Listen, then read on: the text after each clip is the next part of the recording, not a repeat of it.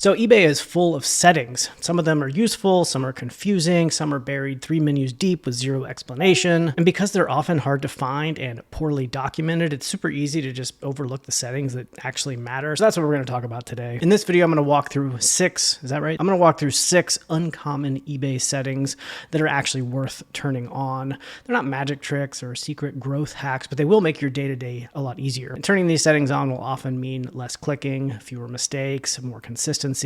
A lot of sellers don't even know these exist in the first place, so let's dig in. Hello and welcome back to my weekly show where I talk about the ups and downs and in-betweens of selling on eBay. Once again, I've got a packed show for you today. I went to some garage sales this past weekend, picked up a few good things. We'll also talk through my sales for the week and of course my top 10 sales. But for now, let's jump right back into these 6 settings that I want to share with you today. Starting with number 1, using RMA numbers for returns. So this setting gives you a built-in kind of like a pause button for returns so that you're not blindly eating costs that you otherwise could have avoided. RMA stands for Return Merchandise Authorization. And in traditional retail and e-commerce companies, RMA is like a system where the company issues a unique number before the buyer sends the item back. This RMA number helps track and manage returns in a more organized way, which is super important if you're like a large operation with thousands of returns coming in and a formal return workflow. But you may want to consider turning this feature on even if you're a small seller. So on eBay, turning this RMA setting on doesn't mean you have to issue or track RMA numbers, but requiring RMA on returns means that every return that gets opened up on your store goes into a sort of holding pattern until you approve it under the idea that you have to provide an RMA number, but you don't actually have to provide that number. Turning it on doesn't force you to use RMA numbers, it just gives you control over when the return labels are sent to your buyer. So depending on your specific return settings and the reason for the return, eBay often sends the buyer a return label instantly when the return is opened up. But if you enable this setting, the automatic sending of that label gets paused. You as the seller get notified first, and you decide when or if the return goes forward. And that small pause gives you space to reach out and talk to the buyer, understand the issue, and sometimes fix it before the return's actually opened up and before they get a return label and before they ship it back to you on your dime. So I've had this turned on for a few years, and most of the time I end up sending the label anyway. But occasionally I'll reach out to the buyer and we'll talk it through, and I can sometimes fix the issue that they have and they'll just end up canceling the return. Or sometimes you do, very limited times, but sometimes you do want to offer a full refund immediately without having the item shipped back to you. And this helps you ensure that that happens without having to pay for a return label, even when you don't want it to come back to you. Either way, it prevents wasted time and it helps reduce the additional return shipping label costs when you have this RMA setting enabled. Here's how you turn it on. You go to your account settings, into return preferences, and you check the box that says give me the option to add RMA to each return label, and that's it. And next time you get a return, you'll get to approve the label first, and you can just leave the RMA field blank. All right, setting number 2 is automated feedback. So this setting saves you a bunch of time and makes sure you only leave feedback when the sale is truly over and the buyer is actually satisfied. So most sellers leave feedback for their buyers manually after the buyer pays, which is kind of a waste of time. You don't have to do it that way, and it also can cause problems later. And feedback, even though you can't leave negative feedback for buyers anymore, it's still one of the few signals a seller can control in a transaction here. And when you leave it immediately before the item's shipped, before the buyer ever receives it and reviews it, you sort of give that control away if you already leave that positive feedback. Because if the buyer turns around and opens up a return or leaves negative feedback, your own positive feedback for them is sort of already locked in there and can work against you if you're trying to fight a case with eBay. And so that just sort of leaves you exposed when you leave that early positive feedback before the transaction's already complete. And so eBay lets you automate the buyer feedback process so that it gets posted without you having to do it manually, which obviously saves time. You can choose when it triggers, either right after the buyer pays, or the other option, which I prefer, is after they leave you positive feedback. And that's the option I use. I use that second one, automatically leave positive feedback when the buyer has left me positive feedback. And so this makes sure I'm only closing the loop once the buyer signals they're happy. If they don't leave feedback at all for me, or if they leave a negative or neutral feedback, doesn't matter. No automatic feedback gets left for them by me. But if they leave me positive feedback, that's when eBay immediately leaves a positive feedback for them on my behalf, and I don't have to do anything. It's just sort of like a turn it on and set it and forget it. It's super nice. You can provide a bunch of different feedback options that eBay will choose from randomly when they are leaving that positive feedback for your buyers. I only use one though, and that is mine always says, "Great buyer with excellent taste. Thank you for your business." And I chose this because I bought a shirt from someone a long time ago and they left me positive feedback that said I had great taste, and it, I don't know, just sort of made me feel good. And so I wanted to pass that on to my buyers as well, that same feeling. And so it's a little bit weird when I sell like plumbing equipment or whatever, but that's okay. Here's how you turn it on. You go to seller preferences, you enable automated feedback, and you select leave feedback when the buyer has left me positive feedback. You add a few canned messages if you want to, and that's it. All right, the third setting here is what I'm calling best match exclusions. I don't know, maybe it has a better term. I'm not really sure. But the deal is here is like when you do a search on eBay, the default sort order is something called best match. And it's designed to surface listings that are most likely to convert, to a sale.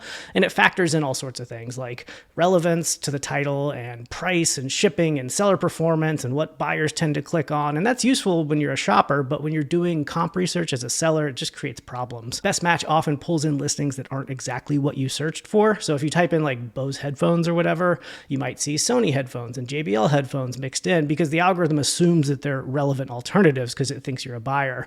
And again, that's helpful if you're a buyer, but it's just like noise if you're a seller trying to check comps. So when you are checking comps, you really just want precision. You want a list that exactly matches what you're trying to sell. And the setting here is really simple. It's not really a setting. It's just like a sort change. You just change the sort order on your search from best match to any one of the other options. I usually pick lowest price first, but any of them will do it.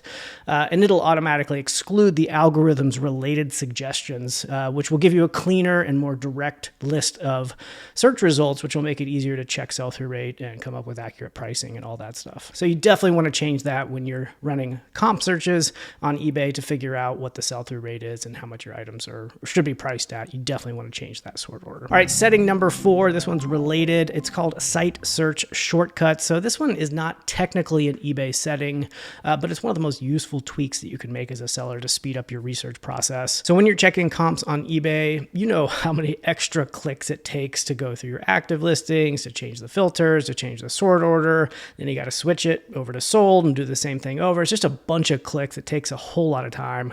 Multiply that by like 50 times a week and it really starts to wear you down. And fortunately, you can skip all of that by using what's called site search shortcuts. And again, it's not really an eBay setting. It's more of a browser setting, but it's basically like a custom bookmark in your browser that instantly runs a filtered search on eBay or any search engine for whatever you're researching in one simple action. So I can open up a browser, I can type the letter E in the address bar and then whatever I'm searching for. That's going to run an active listing search for the custom filters and sort orders that I configured it to use without having to set any of it manually each time I search. I have another one set up where I can type ES and then the search term to run a sold listings search with a completely different set of filters. I include in that automatic search a sort order that excludes the best match related listings that we talked about earlier in the last setting. And so that way I don't have to manually change the sort order every time I do a search when I'm checking comps. It speeds up the research process by a ton. I put together a full write-up on how to create these in all major browsers, and I'll link it in the description below, so check it out. It is a huge time saver. All right, setting number 5 here, rule-based promotions. So this setting removes one repetitive step from your listing process and keeps your promoted listings consistent without you having to think about it, and most sellers don't even know this feature exists. It's super nice though.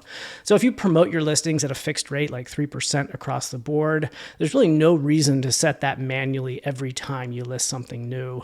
And rule-based promotions let you define that once and then apply it automatically to every new listing you create. So you don't have to go through the drop downs. You don't have to remember to toggle anything on. This also means you never run into the situation where you forget to add your promotions to a listing or you accidentally select the rate that eBay suggests, which is always way too high. And this is not a huge time saver on its own. It shaves maybe 5 to 10 seconds off of the listing process, but if you're creating hundreds of listings a month, that definitely definitely adds up. And more importantly, it just removes one more decision point and one less thing to break or forget. And so your listings end up just going live faster with more consistency. I use it for a flat 3% across all fixed price listings. And once it's set, I never think about it again. Every new item I list gets the promotion added automatically with no extra clicks. I'll drop a link in the description below with a full walkthrough on how to set that up on your own store. There's quite a few steps, but once you get it set up, you just can forget about it. So it's pretty nice. All right, setting number 6, description templates. So this setting gives you a low effort way to fill out your item's listing description without wasting time or relying on the error-prone AI generated text. Look, every time I say this on the channel, I get a bunch of heat in the comments for it, but I'm going to say it anyway. Most descriptions don't matter. Not for most items, not for most buyers. They're not going to read your carefully worded product summary. They're looking at the photos, they're checking the item specifics maybe, and they're maybe glancing at the condition description if something's used. Very few buyers are going to read through your wall of text describing the actual item. This doesn't mean descriptions never matter, so let me make that clear. If an item has a flaw, I definitely point it out, obviously. If I'm listing something that's complex or technical, I'll include the key details, especially if they're not already listed in the item details. But writing long descriptions for basic inventory just to fill space it's a waste of time. That's where the description template comes in. Instead of leaving the field blank or fumbling around with AI generated blurbs that usually get stuff wrong, I just use a default template that covers my free no questions asked return policy, and that's it. Every listing looks the same, basically. Once you create a default template, and by the way, you can create as many templates as you want, you just drop it into every new listing with a click. It's super easy. It's faster than writing.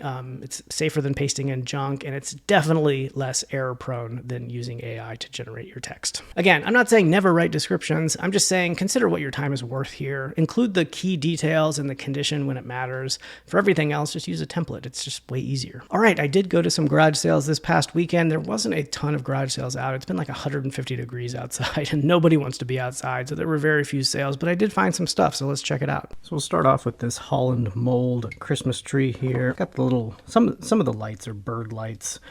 It's one of the smaller ones. This one is probably about 9 inches or 10 inches tall. It does plug in, it does work. There's some condition issues you can see right there and right there, but this should still go in this condition with this size, about 40 bucks or so. We paid $1 at a garage sale, so that was a good pickup. Also paid $1 for this Takia, is that how you pronounce that? This is just an iced tea maker, and it's brand new. I thought about keeping it for myself, but I checked the comps, and it's like 25 or 30 bucks.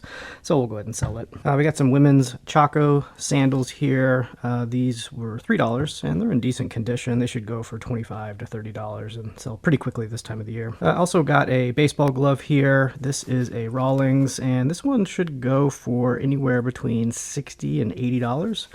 You can see we paid $5 at a garage sale. So I tend to pick up baseball gloves anytime I see them, especially if they're a good brand.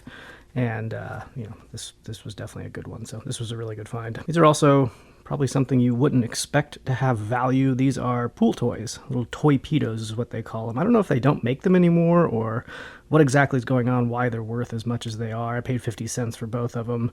And for the pair, there is some condition issues you can see there, and I got to clean them up, obviously. But for the pair, I'm guessing I'll get between $30 and $40 for both. So pretty good pickup. And I can never pass up old vintage Disney merch either. This is a Disney World Donald Duck hat. It's not worth a bunch, probably maybe 20 bucks if I'm lucky. I also got a Mizzou jacket here.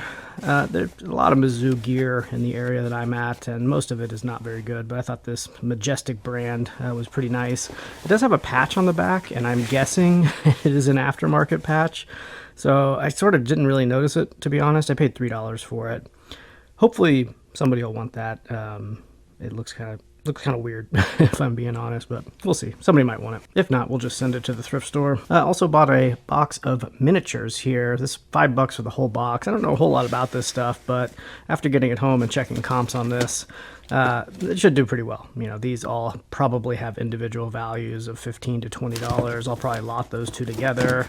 There's also quite a bit of stuff from this Mini Dreams brand, which I have seen comps for that do pretty well. So we'll see. I'm not sure exactly how I'm going to sell all this stuff, but at $5 for the entire box, it was definitely worth it. So there's also a bag of what looks like McDonald's Disney toys. I don't know. There's probably not anything worth selling in there, but we'll take a look at it anyway. Well, that was it. That was the pickup for this week, and not a whole lot of stuff. But all right, let's jump into my sales for the week. It looks like I had a gross sale amount of $1,525 and a net sales of $963, which really good numbers for me. I'm really happy with those results there. My goal is to get right around $600 net. That's to hit my yearly goal of $30,000 net. I do this part-time, and so seeing $963 net for this week tells me that I'm well above my target for the week, so very, very happy with that. Just looking at the week, I had some ups and downs. Looks like the 20th was my best day.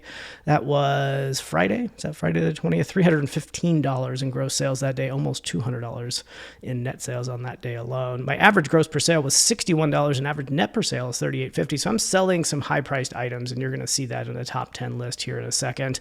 My normal average net per sale is usually right around $21 or $22. So almost double the average net per sale on this past week. The net profit margin was 63%. Again, that's pretty high too. My normal net profit margin is usually around 55 to 60. So we're a little bit higher on that as well. So that's looking good. Coming on down here, looks like I had 34 new listings. My goal is 35 per week or 5 per day. So I was almost hitting that goal, lost it just by 1. Only 25 sales for the week, which is a little bit lower than I normally do, but those sales were worth quite a bit more, so it evened out. My time to list on average here was 10 days. That's just the average time between the purchase date and the list date. And my average time to sell was 2 months, and usually I sit around 3 months, and that's the time from listing to selling. So my return on investment was 671% for the last 7 days. Let's take a look at my top 10 sales, starting with number 10 here, these Vizio Classic V-Series TV stand legs. I think I showed you all this a couple weeks ago on one of my videos where I was mounting a TV for my parents. And when you do that, you take the legs off of the old TV, and they weren't going to do anything with them. So I just took them and ended up selling them for $19.99, free shipping, and I got a net return of $11.94. I just want to call this one out because there is inventory everywhere. If you have your sort of radar turned on, I can't tell you how many times I've lowered my cost to invest in new things by selling different pieces of old things. I'm going to talk about that here in a second. There's another one where I did this on my top 10 list, but I don't know. Just one example would be we had to get a new dishwasher about a year ago, and they were just going to haul it away and trash it. And I pulled every piece out of that dishwasher that I thought was going to be resellable, checking comps, seeing what the replacement pieces were going for. I can't remember exactly what we paid for the dishwasher, but we got probably between $100 and $200 off of that total cost because we were selling parts that otherwise would have been thrown away. And so it's just a great thing to keep an eye out for when you're doing stuff around your house, when you're replacing stuff, or there's just inventory everywhere if you know what to look for. So just have that radar turned on, and you'll be really surprised at what you can find that has value. This is a great example of that. Coming in at number 9 are these Star Wars Micro Machines. When I saw these at a garage sale not that long ago, when was this? April 26th, though, one of the first garage sales of the season. I was really excited because I thought these were going to be worth quite a bit of money because I know that older Micro Machines can do really well. Star Wars is obviously a desirable brand, but they just weren't worth all that much money at all. I found 2 pieces like this, new in the package, both Star Wars, both Micro Machines like this, and neither of them were very good. And so, what did I spend on $1? And so it's not like I'm losing money or anything, but it only sold for $21.98. Took 2 months to sell. The net return on it was $12.63. I was just really surprised that this didn't have as much value as I thought it was going to, but you live and learn. Coming in at number 8, you just saw this on the garage sale video. These are just a great thing to look out for. I can't remember what I said during that garage sale video. I filmed it a few days ago, but I think I had found these, I think maybe a year ago or 2, I bought a bucket of a bunch of remote control car equipment, and it was really valuable. I made a lot of money off of that bucket, but there were a couple of these Toy-Pedos in the bottom of that bucket for some reason. And I was very close to just tossing them in the trash. And I thought, I'm going to check comps on it really quick. And it turns out that they were really valuable. So when I was at a garage sale this past weekend, I saw these laying on the side, on the concrete there. And I knew right away that they were going to be worth picking up. These things sold in 22 hours for $40.88. I paid $1 for them. Sometimes at a garage sale, people are like, oh yeah, 50 cents. I'm like, just take the $1. It's fine. I'm already going to make money on it. So, and I also don't have to walk around around with change jingling in my pocket. So, but yeah, these sold for $40.88. My net return was $28.03 for these Swimways Torpedo. Coming to number 7 is this ambient weather station display monitor. This was a personal buy of mine. I've had a weather station in my backyard for a super long time, and this one just started to flake out a little bit. The display was completely fine, but the receiver was having problems transmitting data back to the base station here with the screen on it. And so for Father's Day, I got a new one. I got the Tempest weather station, and I'm kind of a weather nerd. I don't really know anything about weather, but I like weather. It makes me feel like a dad, honestly, like geeking out over weather stations. But either way, like, this is another great example of, like, a lot of people, like, you know, they have something break, like their weather station break. They might just like toss it, you know, and not realize that you can sell individual pieces for a lot of money. But you know, we bought a Tempest, we got a new weather station that cost, I think, $300 or $400, but we were able to, like, you know, once we sell the pieces off of my old weather station, you know, this was $42, so that already lowered the cost by $42. And from that weather station, I pulled off every single piece that was showing comps as replacement parts on eBay. And we'll probably make a good $100 to $200 off of just those replacement pieces, which lowers the investment on a new weather station. So just always want to have your radar up and moving for things like that. And there's just money to be made almost anywhere with this type of thing. All right, coming in at number 6 are these Beats Studio 3 wireless headphones. These are pretty nice headphones. Beats headphones always go for decent money. These things sold for $61.98. The net return after being listed for 2 days and selling was $42.82. That's a 643% ROI and nearly 70% profit margin. Does this ever happen to you where you just get a sale and then somebody like cancels it immediately, which is fine, whatever. I would much rather they cancel it, you know, before I ship it, obviously. But I love when the buyers think they have to make up some crazy excuse for why they're canceling. I think this one was like, my child bought it. I'm like, no, they didn't.